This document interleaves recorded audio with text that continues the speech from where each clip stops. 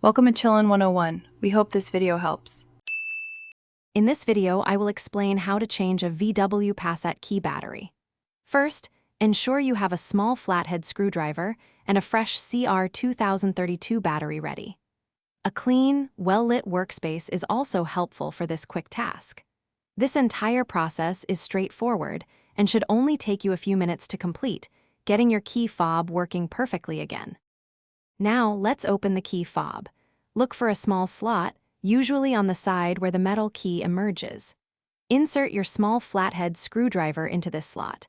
With a gentle but firm twist, you can carefully pry apart the two halves of the key fob casing. Take your time to avoid damaging the plastic. With the key fob open, observe how the old battery is positioned. It's usually a CR2032 coin cell. Use your screwdriver to gently lift and remove the old battery.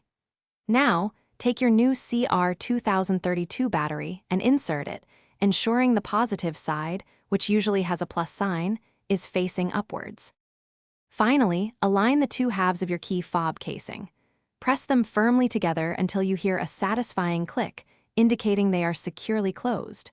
Test your key fob to ensure it's working correctly. For more great deals, including the Shark AI Ultra Robot Vacuum, check out the links in the description below. Thanks for watching, and drive safely. Thanks for watching. Consider subscribing if we helped you.